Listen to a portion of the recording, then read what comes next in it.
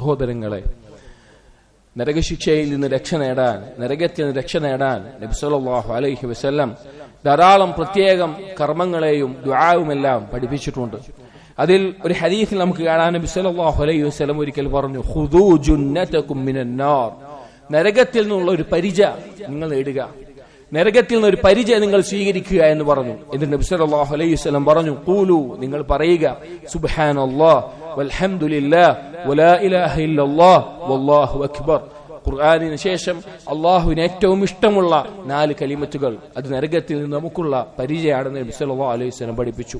അതുപോലെ തന്നെ മറ്റൊരു ഹദീസിൽ നബി സല്ലല്ലാഹു അലൈഹി വസല്ലം പറഞ്ഞു, മനിസ്തജാറ മിനന്നാരി 3 മർറാത്തിൻ ഖാല അന്നാർ അല്ലാഹുമ്മ അജിർഹു മിനന്നാർ. ഒരാൾ നരകശിക്ഷയിൽ നിന്ന് നരകത്തെ തൊട്ട് അള്ളാഹുവിനോട് 3 തവണ രക്ഷ തേടിയാൽ നരകം അള്ളാഹുവിനോട് പറയും, അള്ളാഹുവെ ഇവനെ നരകത്തിൽ നിന്ന് നീ രക്ഷിക്കണമേ, നരകത്തിൽ നിന്ന് അവനൊരു രക്ഷ നീ നൽകണമേ എന്ന് നരകം അള്ളാഹുവിനോട് പറയും. അതുകൊണ്ട് സഹോദരങ്ങളെ, നമ്മുടെ ദുആകളിൽ ആ കഠിനമായ ശിക്ഷയുള്ള നരകശിക്ഷയെ തൊട്ട് നാം രക്ഷ തേടണം.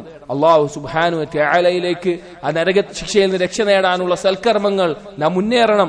അതുപോലെ തന്നെ നരകശിക്ഷയ്ക്ക് കാരണമാകുന്ന പാപങ്ങൾ, ഹറാമുകൾ, അത് നമ്മൾ എന്ത് ത്യാഗം സഹിച്ചും നാം ഒഴിവാക്കണം. ദുനിയാവ് വളരെ നിസ്സാരമാണ്, നരകവും സ്വർഗവും ശാശ്വതവുമാണ്. അല്ലാഹു തആല തൗഫീഖ് നൽകട്ടെ.